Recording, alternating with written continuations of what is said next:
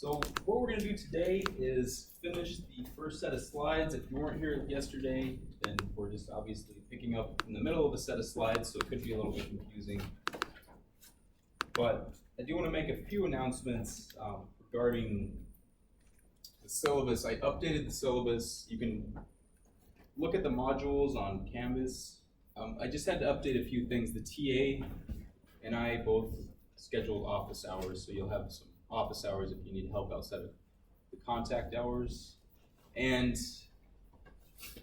I made the final, I'm going to use the full period for the midterm and the final exam, but I'm going to schedule the final during the regular week, so it'll only be 95 minutes. Does that make sense? So both exams will be 95 minutes in class. Okay? So just so that's clear. It won't be like a 3-hour final. So let me know if there's any more questions regarding that. All right. So do expect another set of slides posted sometime tomorrow that we will cover for tomorrow and Thursday.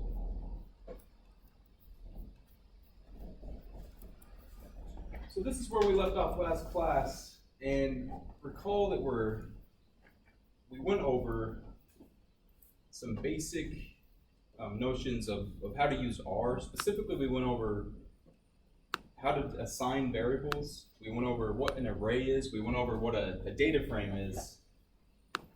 Or my bad, we barely did. But we essentially just looked at how to, if there's a mode of these certain objects, notice you can't mix certain modes. You can't mix like character and numeric in a matrix. You can't mix character and numeric in an actual vector. So we're just going to keep extending off these ideas, and we did a little bit of work with matrices. So now let's do a more interesting example using a matrix, and this is a image data example, and this will also allow us to introduce how to install packages in R. Okay, so hopefully everybody that showed up yesterday went home and installed R and RStudio and successfully knitted a markdown file before today's lecture. If not, then it's not the end of the world, but you're going to have to do that pretty quickly because that's how we're turning in all of our assignments in this class. So, and I extended the lab deadline one day. It was supposed to be due tonight, but that was a little optimistic on my part, so it's now due tomorrow at 8 p.m. Okay? And again, the labs are worth a very small amount of the final grade, but it's just to kind of keep you stimulated and make the course more interesting when I teach. So let's discuss packages again. So packages are collections of functions, data, or code that extend the capabilities of base R. So we can extend what we obviously get for free with more free stuff. And some packages come preloaded, but others must be downloaded. The one that we're looking at right now is the PixMap package. Here's the notion though, you have to install the package first, and then you have to initialize the package every time you open up R, but you don't have to install it every time. Does that make sense? So once you install it once, it's there, but you have to, if you restarted a new R session, then you have to do the library. So you don't have to do both of these lines of code, you just have to do the second line of code after you have it installed. It's there forever, okay? But it's a pretty common mistake to not initialize the actual library, and then your program might not work. Okay, the image data example. So images are made up of pixels, which are arranged in rows and columns like a matrix. Image data are matrices, where each element is a number representing the intensity or brightness of the corresponding pixel. And we will work with a grayscale image to make it a little bit more tangible, ranging from 0 to 1, where 0 is black and 1 is white. Okay? Okay, so just for the people who have the laptop with them, is this working right now? Does everybody have this? Okay. All right. So initialize the library PixMap. And then notice, what am I doing here is I'm reading in the actual PGM file using read.pnm. So that's a function that comes from the pix map package, okay? And then I'm storing that in Casablanca_pic, okay? Now, I didn't have to call it that, right? I could have called it whatever I wanted to, but generally it's good habits to define variables to be something meaningful for future reference, okay? So, if we actually look at this object, it's a pix map image, and it gives some characteristics. It's what type it is. It says what size is the actual image, because it's a matrix essentially. What the resolution is, etc. Okay, so these are characteristics of this actual object. And now, if you have your computer in front of you, see if you can effectively plot this. And again, my full R script file that's posted on Canvas has this code explicitly. You don't have to type this out live. Yes. How do you know what directory R looks for? Okay, let's take a detour for a moment, because that's always a hiccup the first time you do this. So, update R.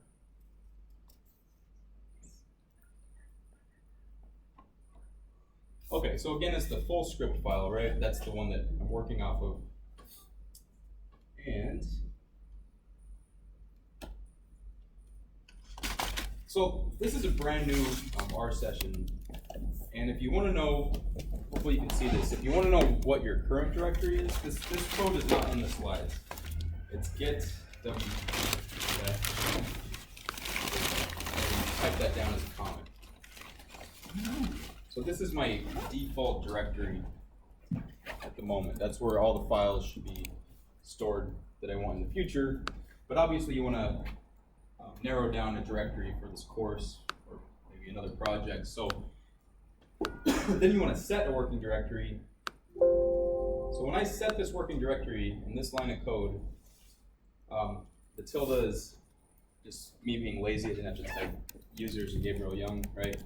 And then desktop, I have a folder called data on my desktop. Does that make sense? So just so everyone's clear, you don't have to have a folder called desktop or called data on your desktop. I just do that for ease of teaching. But as you can see, this is the folder that I'm referencing on my desktop. Okay.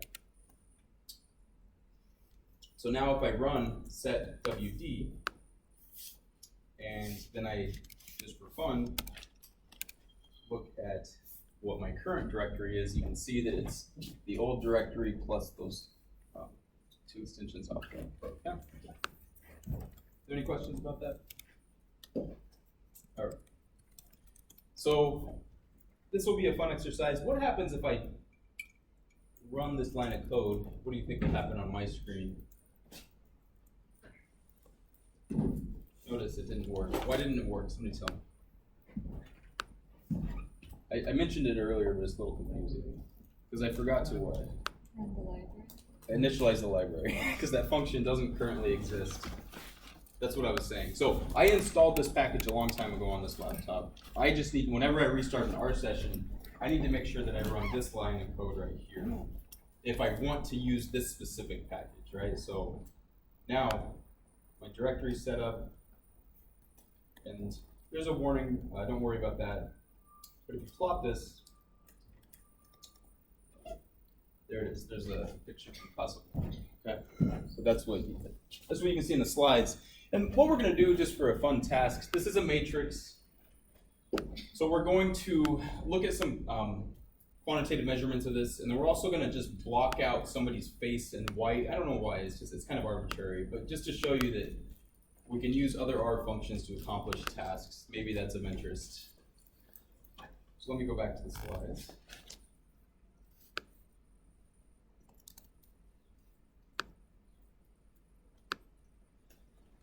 All right, so there's the image, obviously.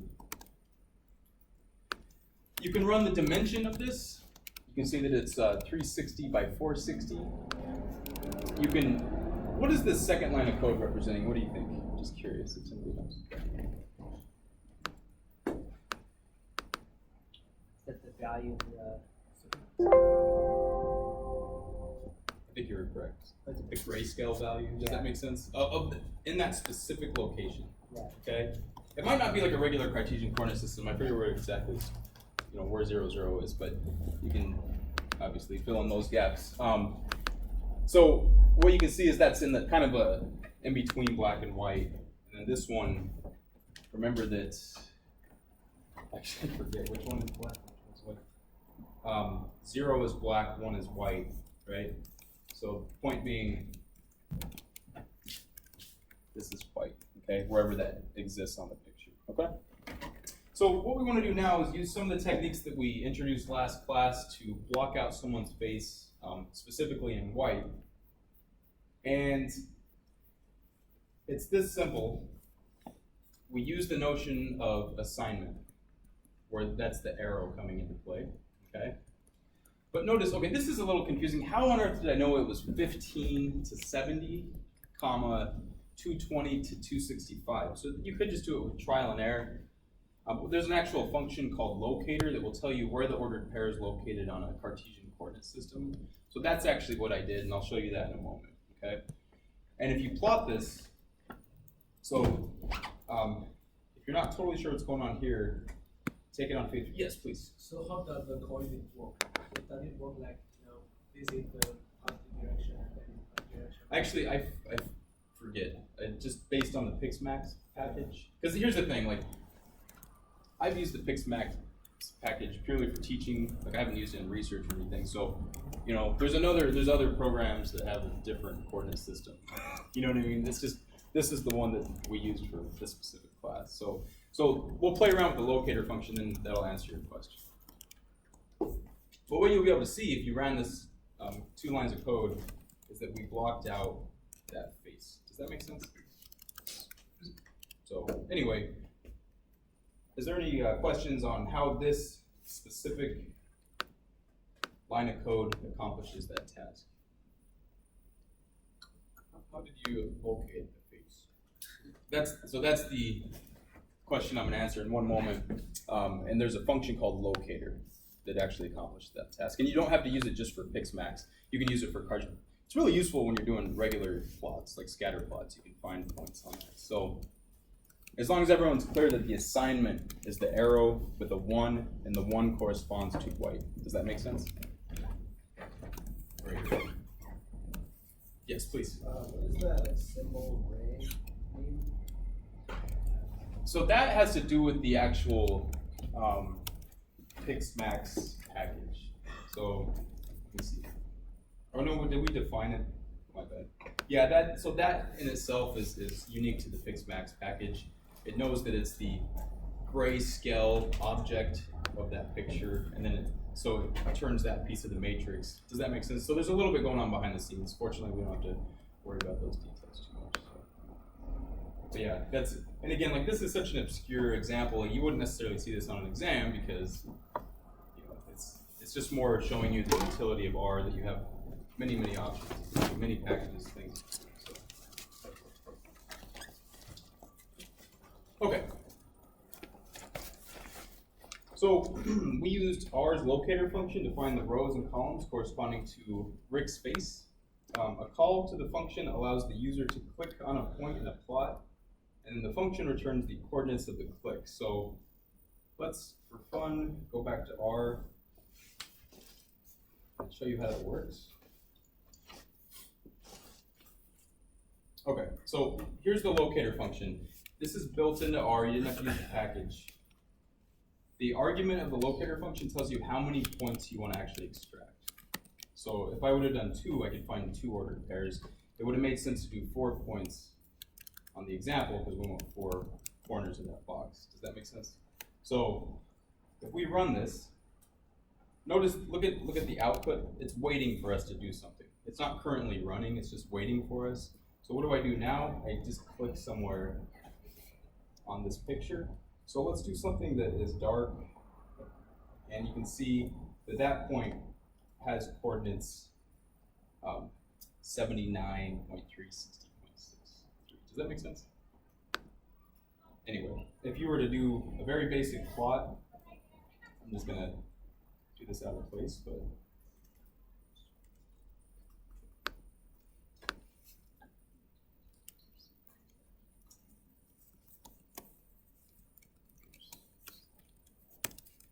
So let's simulate 100 standard normals and another 100 standard normals and plot this.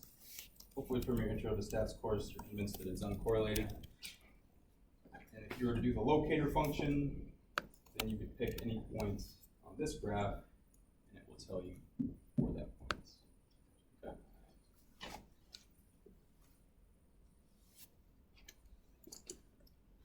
All right. So let's do a little exercise. This is kind of like a check your understanding. So maybe I'll let you guys focus on this for a moment. Maybe this is out of place. I could have done this before the Casablanca example. But remember how we do subsetting, specifically for matrices? Remember that this corresponds to the rows, this corresponds to the columns. So I want you guys, before you move on, maybe think for a moment what these three things are going to output. Does that make sense?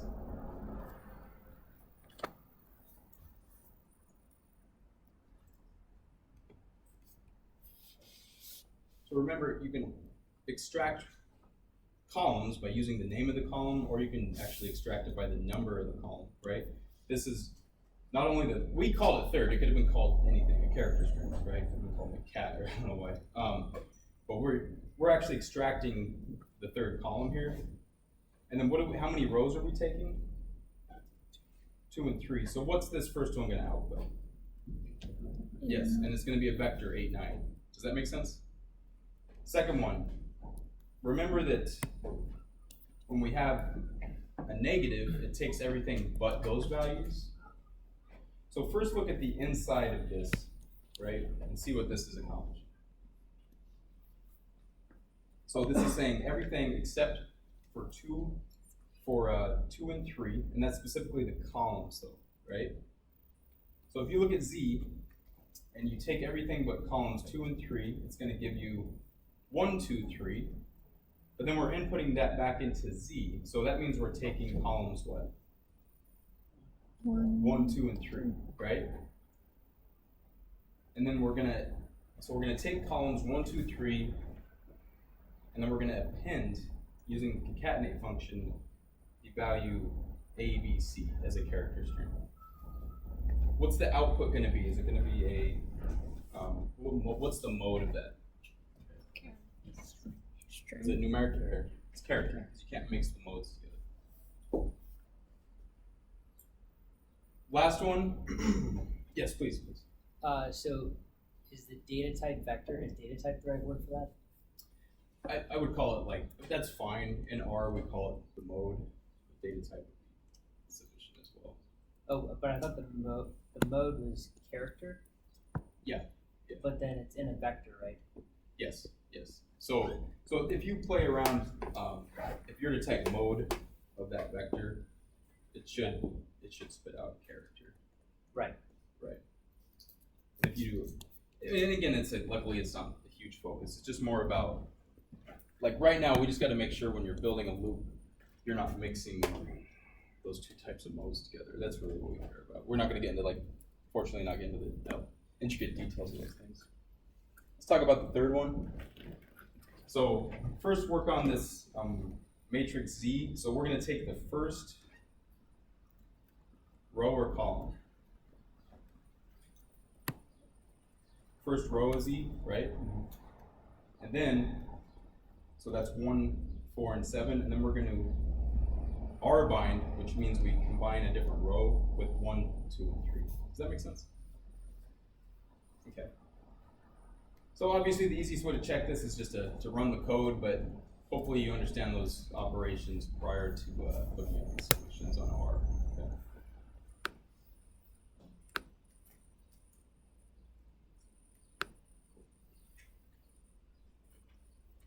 Okay, more with vectors, matrices, and a little bit of linear algebra review.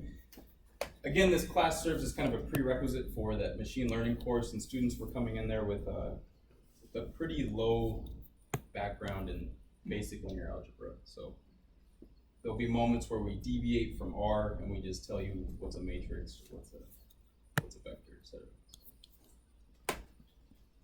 Okay. So let's define vectors A and B.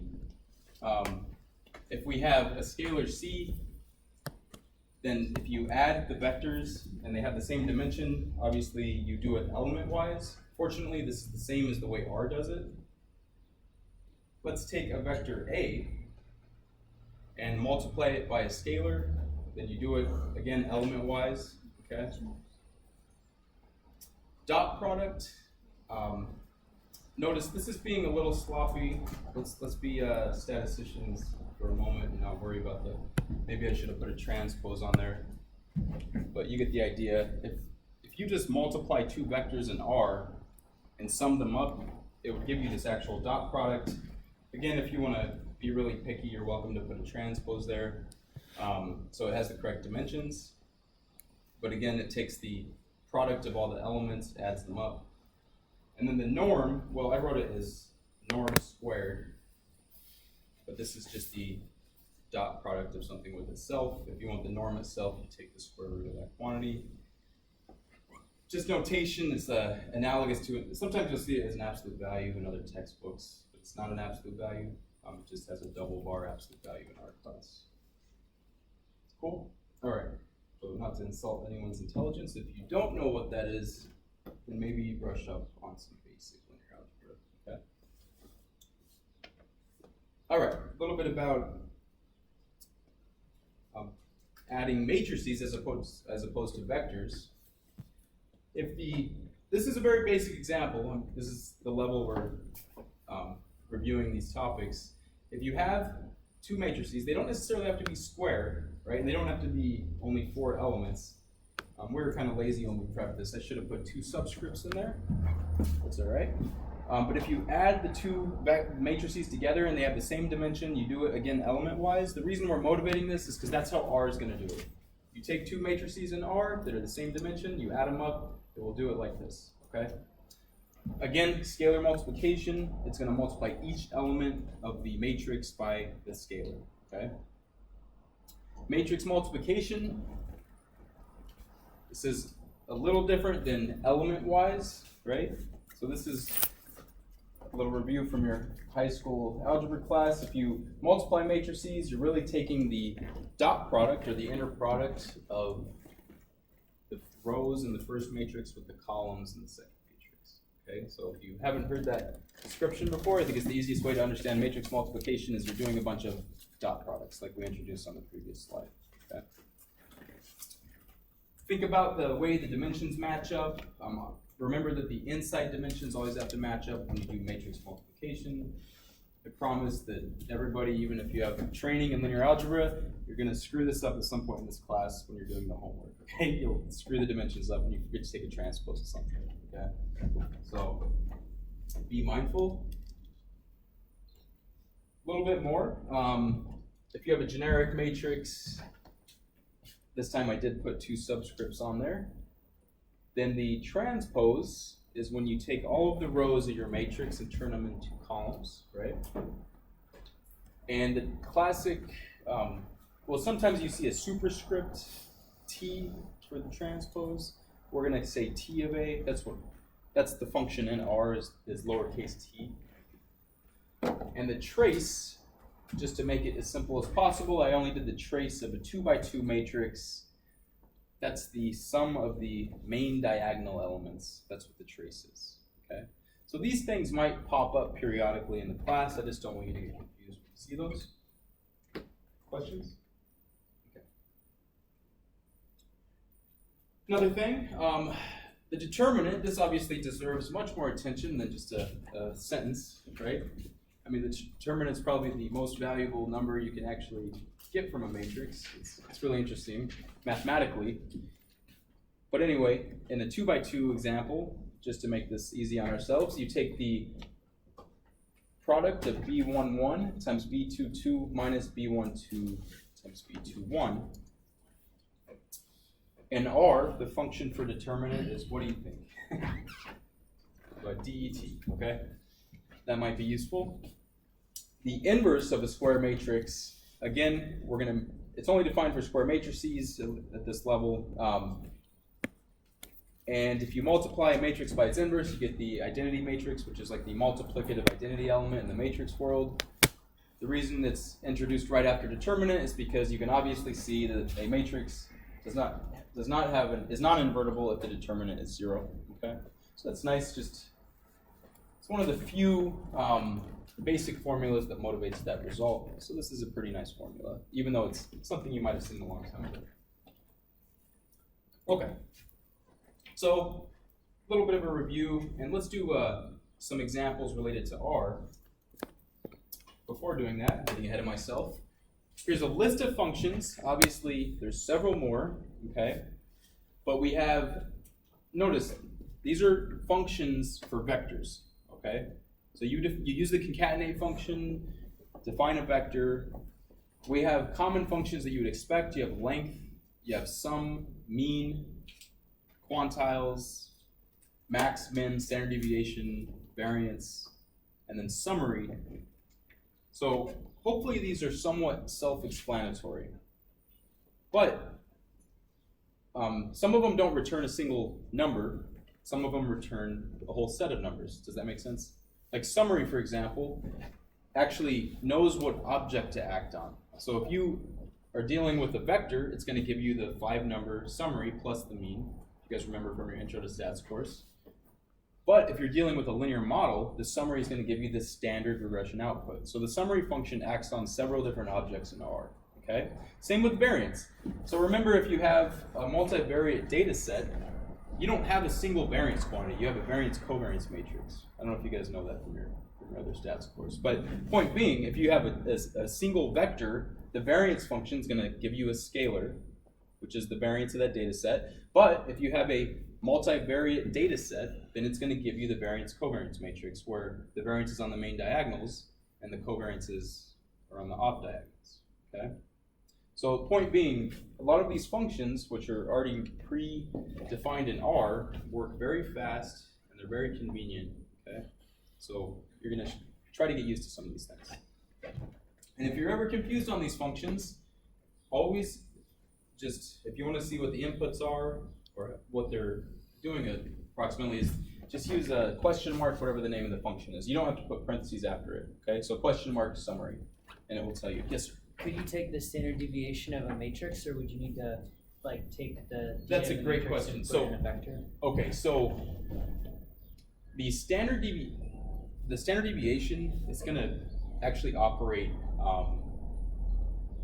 It's actually going to do one of two things. I don't know this off the top of my head because I always typically deal with the variances, in research. But it's either going to take them element-wise, or it's going to take the square root of all the elements from the covariance matrix. But that might not be well defined because the covariance is negative. So it was kind of fun. Why don't we just play around with it?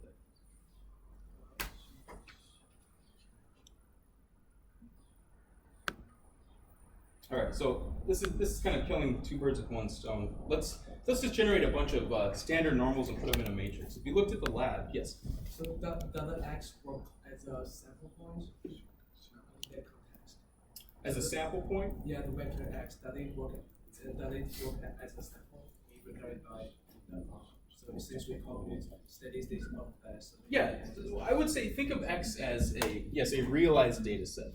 Does that make sense? Like a single data set coming from some experiment. Or you could have x1, x2 in a matrix, then you could still compute the variance of that matrix. So, for example, what if we did, remember how to create a matrix? You use the matrix function, okay? Let's create, how about R norm? I like using the standard normal for examples. 200, okay? In row is 100. And technically this will work. You don't have to say in column because it knows what to do.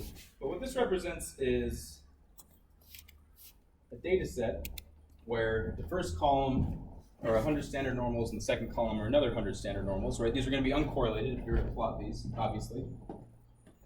Let's call this thing capital Z. It's going to have a different realized data set at this moment, okay? But what if you're to compute the variance capital C? Let's see what it gives you. It gives you a 2x2 matrix where, what is this quantity right here? What do you think? It's the variance of the first column. This is the variance of the second column. These are not the correlations, they're the covariances.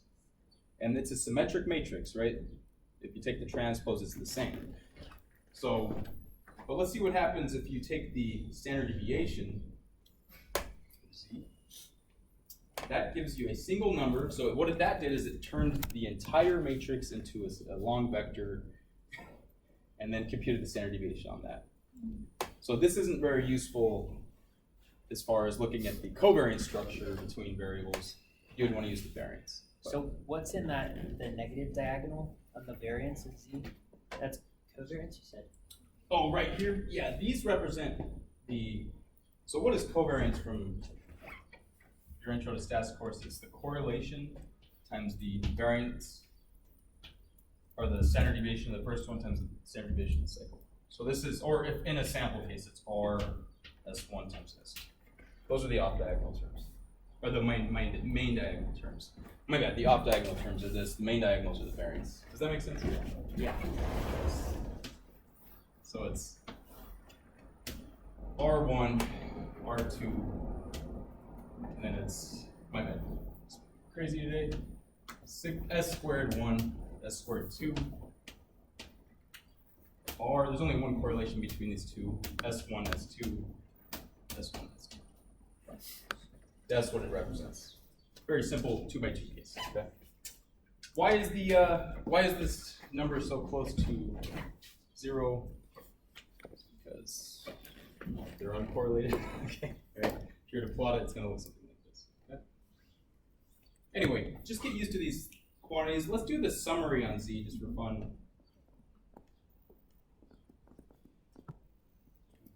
So what this is doing, it knows to operate on a matrix as opposed to a scalar data set, and it's actually giving you both 5-number summaries plus the mean for both variables.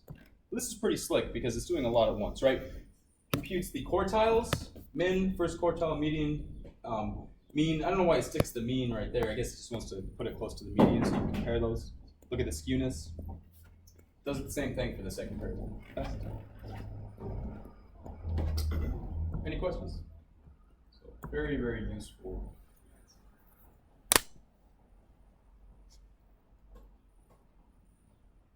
Okay. So let's do a kind of a trivial example, but this is a good one because I don't know when the last time you took a regression course was, or if the last time you looked at simple linear regression, but let's take a data set and compute the estimated slope and the estimated intercept, very applied, using not the LM function in R, but using all of the operations from the previous slide. Does that make sense? So let's compute the correct numerator for the slope, the correct denominator, and it's going to have sums of squares, all that fun stuff. So this is the classic biological phenomenon where if you have more muscle mass, you tend to burn more fat by doing nothing. So just by sitting there, you burn more fat if you have more muscle mass, right? So they measured respondents. They looked at the muscle mass and the energy burned over them just doing nothing. Okay. So here's how I'm going to actually look at the data. Just go on the full script so you don't have to type this out. Just make your life easier. But here's the actual data x and y. Okay, I assigned those variables x and y. And first of all, let's do some basic operations. Well, what's the most natural first operation? How about the length of the data set? Because that represents the sample size. Okay, so let n be assigned the length of x. I could have done the length of y also. They're ordered pairs. Okay, so there's 7 cases for this data set. Obviously, you could have just looked at that by inspection, just trying to validate that. For fun, let's look at the maximum. It's 78.1 of x. How about the standard deviation of x? It's 12.09. Pretty basic. But hey, again, we already looked at the summary previously, but why not do summary statistics on x and y? So this is what we call exploratory data analysis in a very basic level. Summary for x, summary of y. You see it? Not much of a data compression when you have 7 cases and 6 values for the summary, but still. Okay, so we'll get back to that example. Let's discuss more important things you can do on R. Now this is very subtle, but so powerful. element-wise operations. What this means, now some of you may have never written a loop in your life, okay? And that's okay. That's okay if you haven't written a loop. But here's the thing. Eventually you want to not write loops because they're inefficient. R uses the RAM, it's slow. You want to try to get away from doing this. So what if you want to take a vector and you want to add the same number to that entire vector? Well, you could write a loop to do that, or you could just do the vector plus the number, because R is going to know behind the scenes to do that element-wise. Does that make sense? So whenever you can do element-wise operations, do them. And all of these operations by default will do this. So A can be 2 plus X. It'll happen on every element. Product.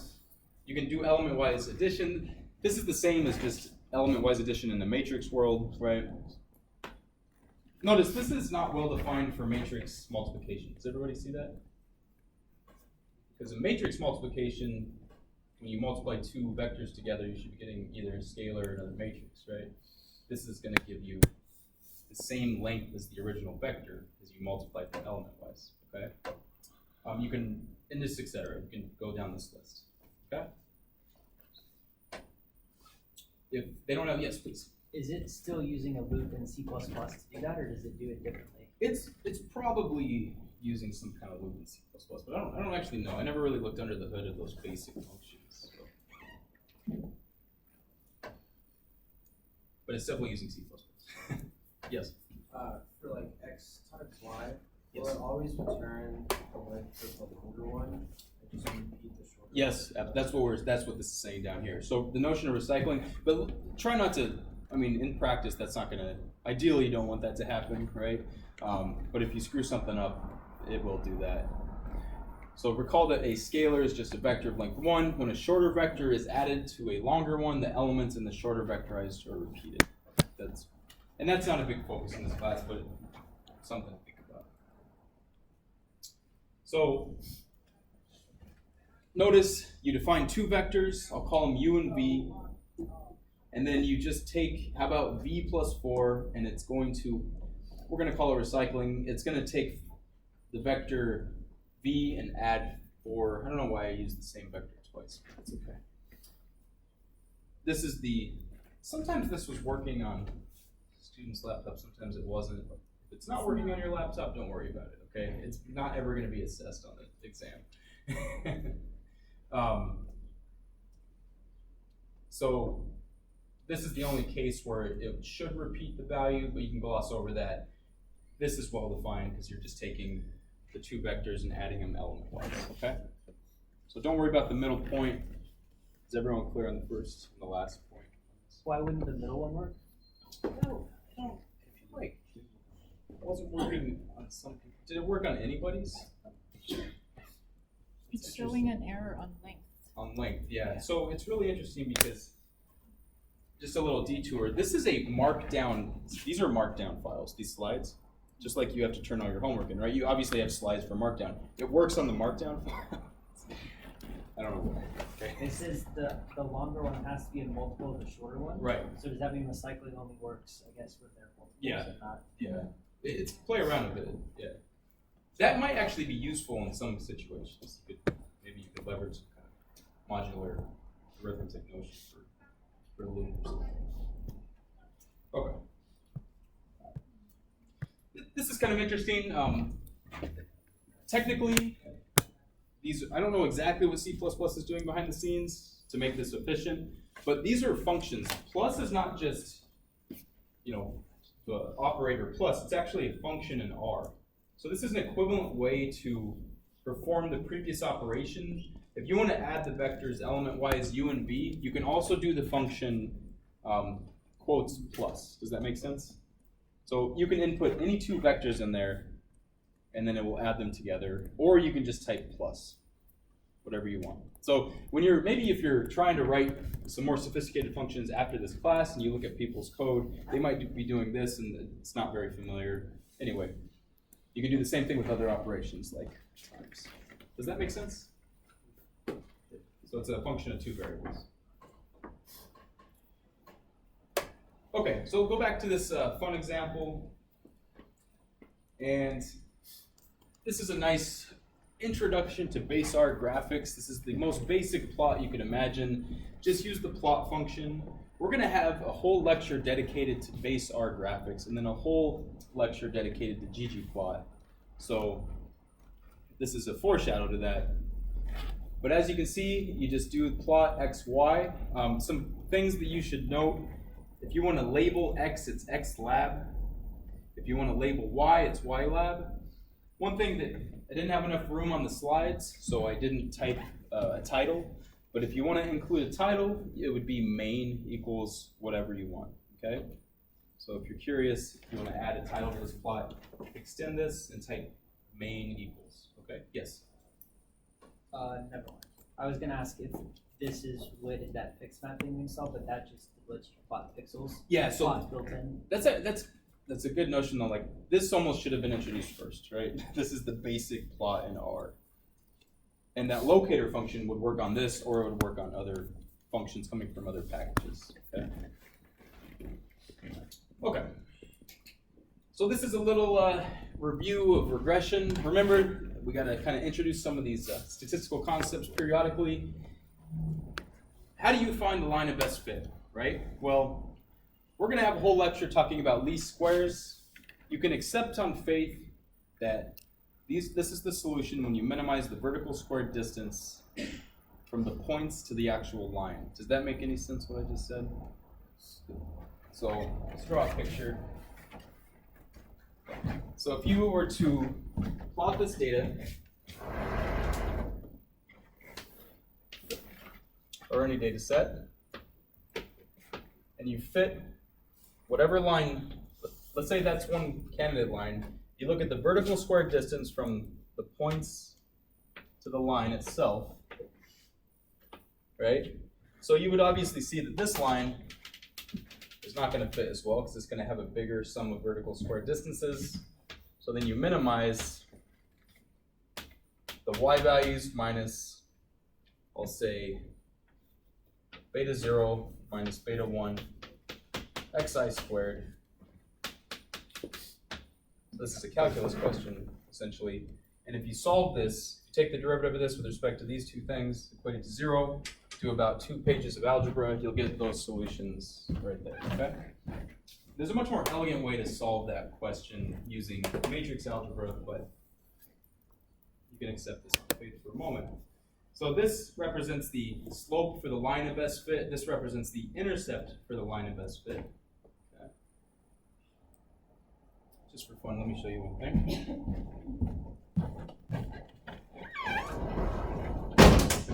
Little math facts are fun. Here's the line of best fit. Y hat equals beta 0 hat plus beta 1 hat, x. Okay. What happens if you stick x bar into this? What are you going to get for y?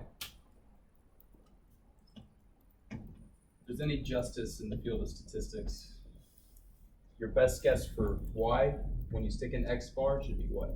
Y bar? Y bar. How do you prove that based on that slide? Right? Remember, you evaluate this at x bar. And then what is the formula for the intercept?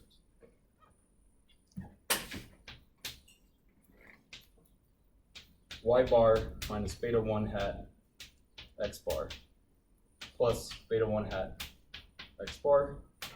So these cancel out. Okay, that's just fun. It's good to know those things.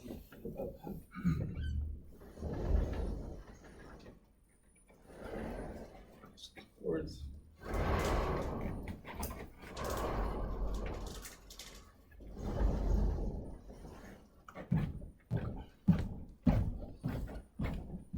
Anyway, let's actually compute this. This is a great example because it combines so many facets of what we're talking about, how to use this R code.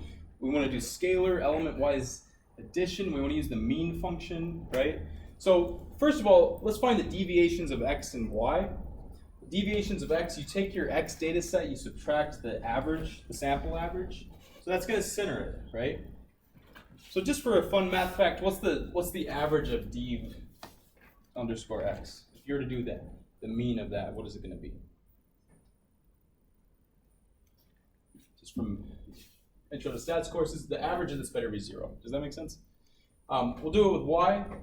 These are quantities that come up in the formulas above. So now let's compute the sum of squares x, y that's related to the covariance. So we just take the sum of deviation of x times deviation of y. So this, let's think about the operations here. Is d of x, is that going to be a scalar or a vector? This one right here. Okay. Yes. Because you're taking a vector and you're subtracting off a scalar, it's going to produce a vector. Kind of like recycling, right? Same thing with dy, right? Obviously. Okay. So let's look at the inside function, or the inside operation here. D of x times dy, is that going to be a scalar or vector without the sum?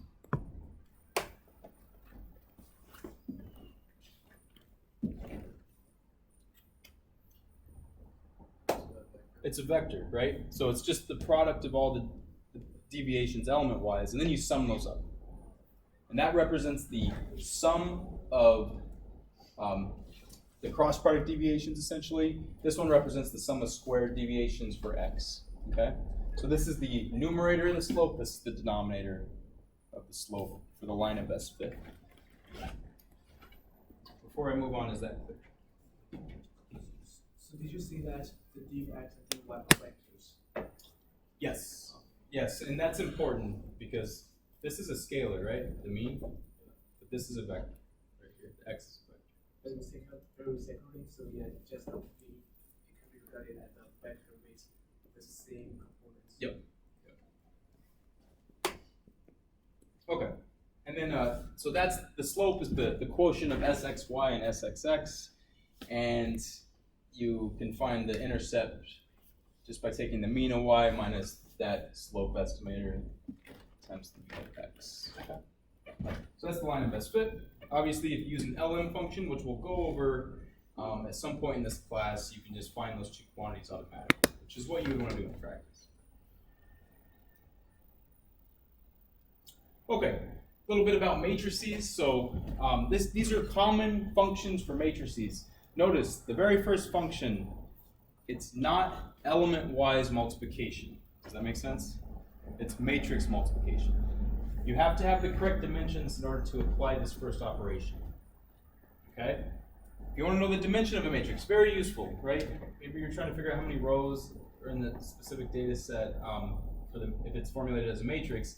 Just dim of A, transpose of A, the diagonal of A returns a diagonal matrix with elements x along the diagonal. This is interesting. The same exact function changes if you have different inputs, right? Diag of x versus diag A returns a vector of the diagonal elements, right? So one of them returns a matrix, one of them returns a vector. It's the same exact function, okay? Very, very useful function, the solve function.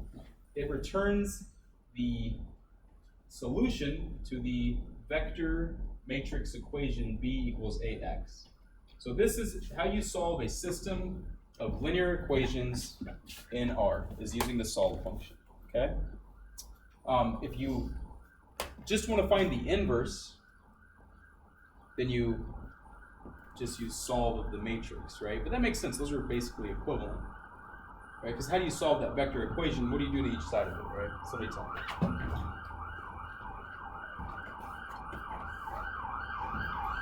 How do you solve B equals AX for A, or for X?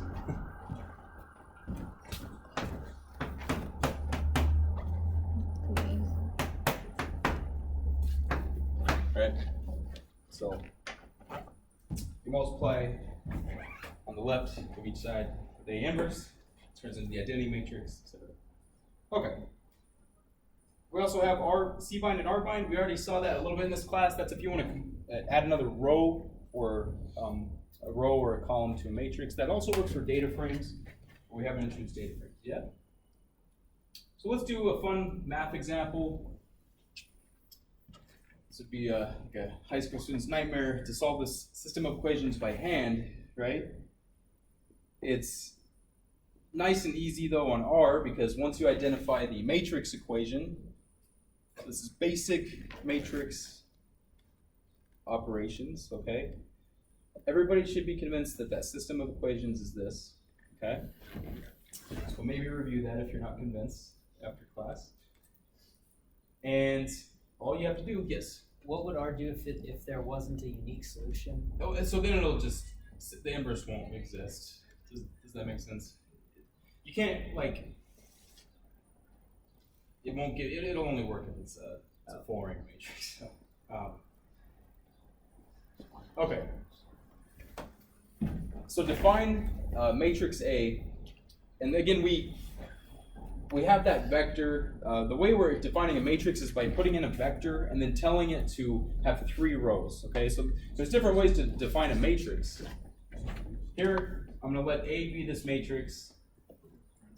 I'm going to let the vector B just be C, -1, 2, 3. Okay, all of this stuff's coming together, and it's as simple as this. Solve AB, there's the solution to the system of linear equations. Yes? Should the last 3 be 1? Maybe, there could be a typo there. Last 3, oh, I wonder if there could be a typo. This copy and paste errors or something. If it's running on R, then you'll just make the adjustment in the notes, okay? Okay. Actually, let me take a picture of this.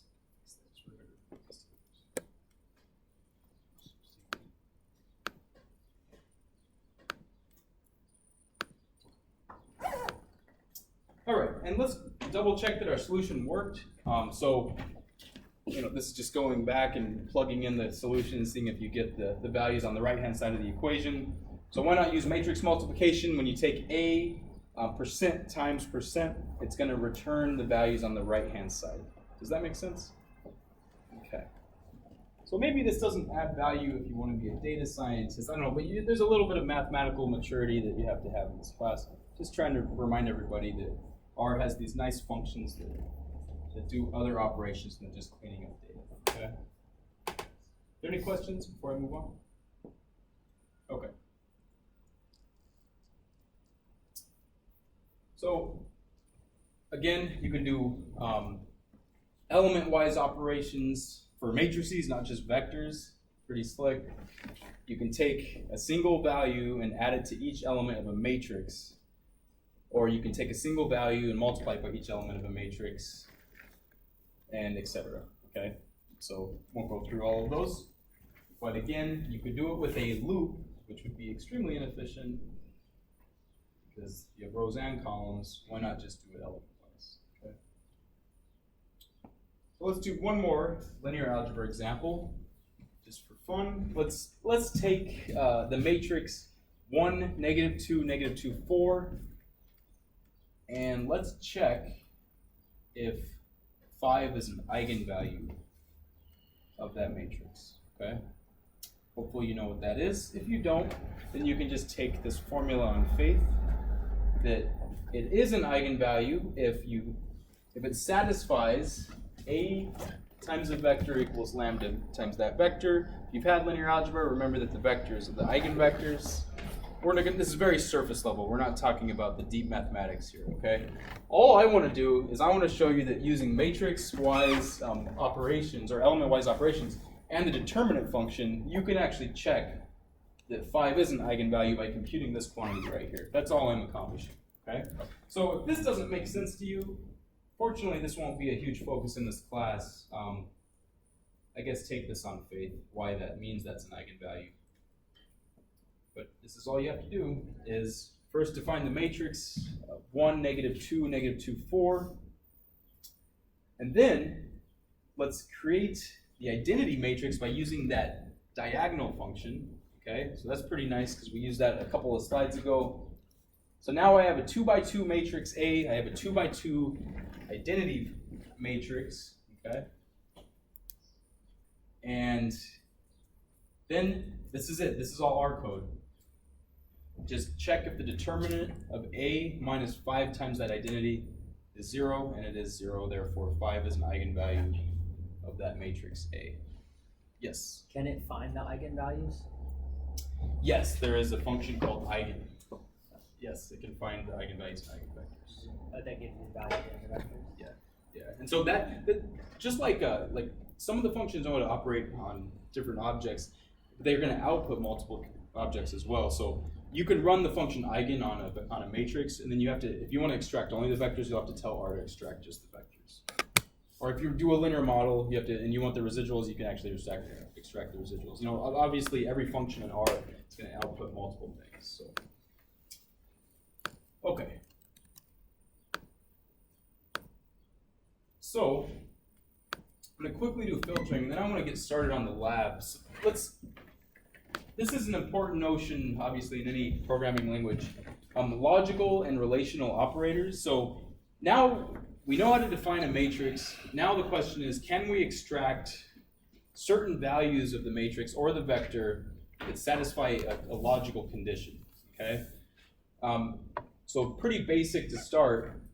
The logical operators, we have the exclamation point, the and the vertical line. This is pretty consistent with almost every language, right? We have a negation, we have and or.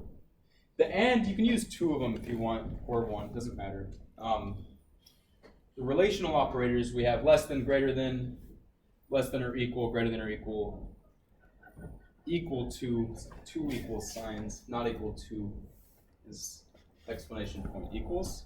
Again, I think that's pretty consistent across languages, so that shouldn't be too bad.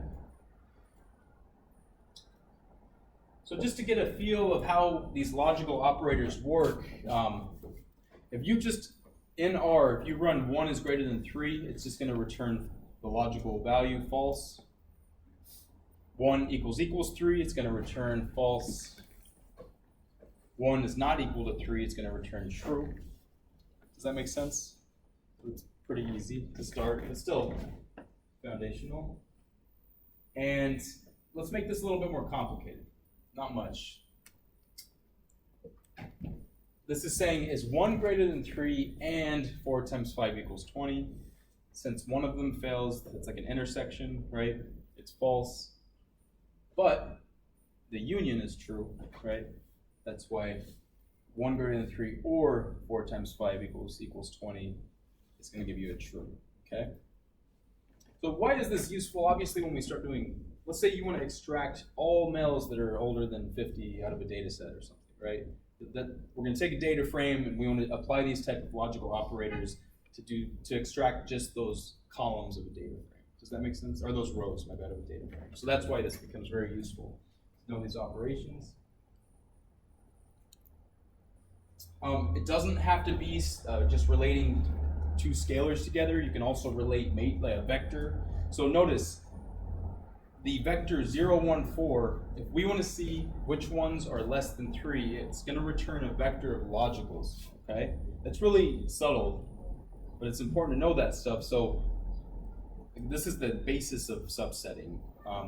So notice, first one is less than 3, second one is, third one's not, okay?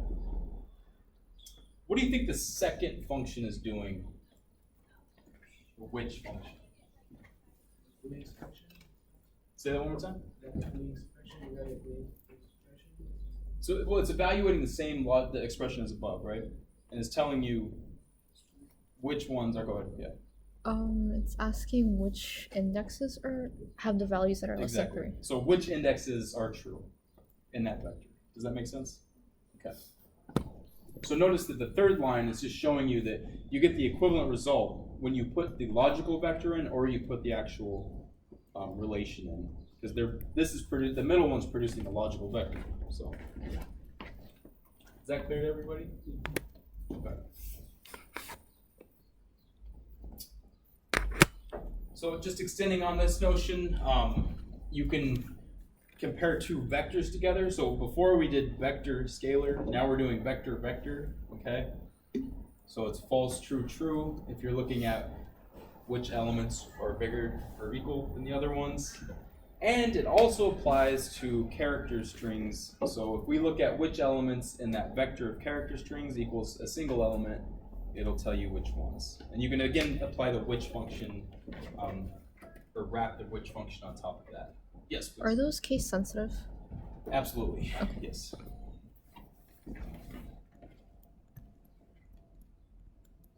Okay. So filtering examples, this at the first glance, if you haven't seen this, this is a little confusing. So sometimes we would like to extract elements from a vector, not form a vector, but from a vector or matrix that satisfies certain criteria.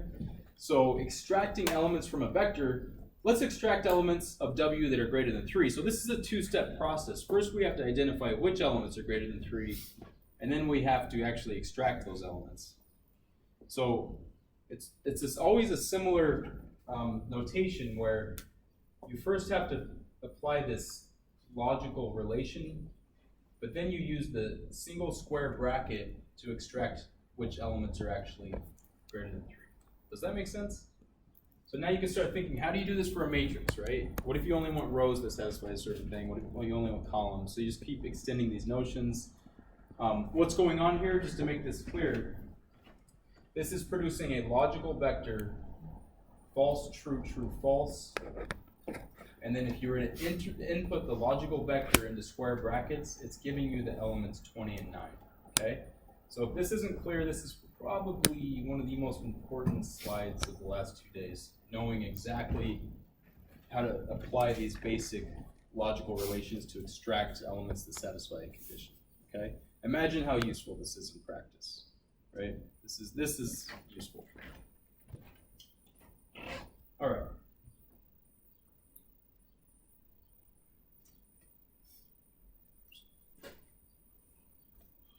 So we can keep going. Why not look at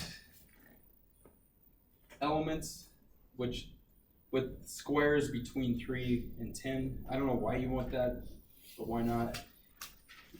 Now we're using an and in there, okay? So these are the elements whose squares are between 3 and 10, okay? And what's going on here is the same argument as before. We're just going to look at the intersection of those logical values and just do some simple filtering or subsetting to extract those values. Are there questions about that? So is it true that in the breakdown version, we finally extract the columns with true? In the I think we break down what we do on the top side. Yeah. Yeah, we try to do 4 steps. Yeah. We like to extract the columns with true. Yeah, so that's all that's going on. Or not even the columns, because this is a vector. But yeah, but then if you were to extend this to a matrix, then it would be what you were saying. Yeah, it's always, so you're always inputting true into the vector. That's how you extract the actual correct elements, okay? That's the punchline. And then continuing to extend on this, now we have 2 different vectors, so we want to extract elements. Specifically, this is subtle. I want to find elements of W, not V, okay? Such that the elements of W are greater than the elements of V. So it's only taking values from W, but the logical condition depends on both, okay? Same game.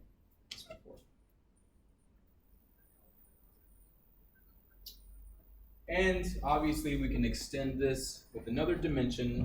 Why not extract or look at elements of a matrix this time that are bigger than a number? Why not? So I'm looking for all values that are bigger than 5, strictly, and that's what you get, okay? It's exactly the same. Notation's identical, okay? And if you wanted to, so these are good questions to kind of assess you on an exam if it was paper and pencil. Can you tell me what this is going to do? Does that make sense? If I give you the matrix, can you give me this output? Things like that, okay? But anyway, are there any questions about that?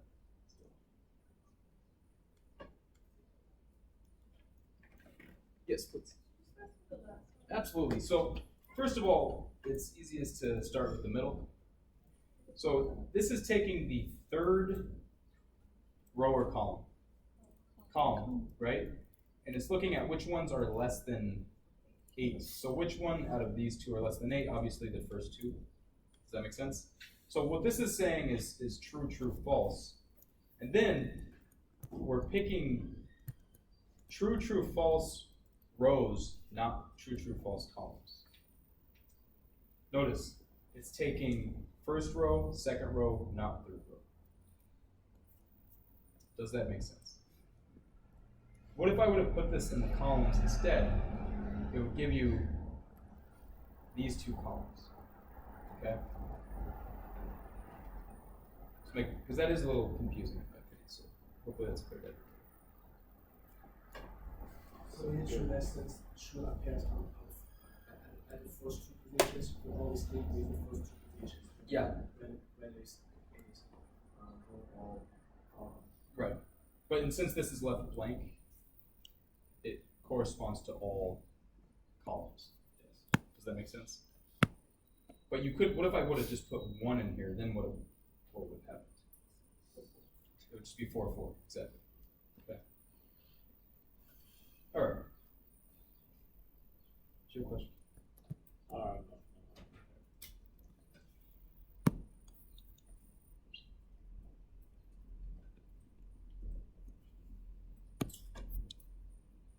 Sorry about that.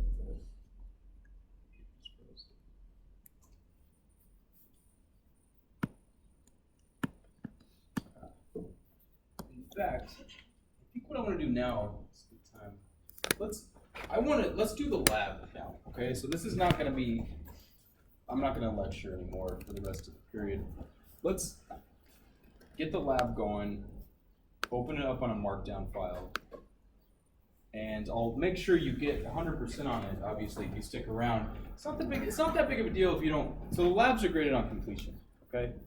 Give it your best shot, you'll get 100%. It's only 10% of the final course grade, okay? No attendance or anything, so you don't have to be here to do the labs.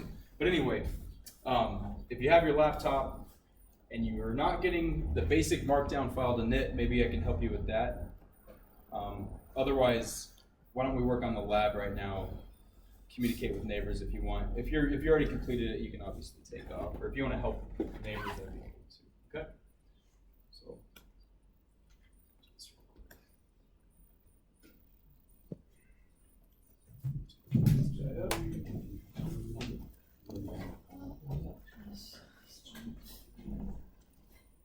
So the lab is posted on Canvas as one of the assignments.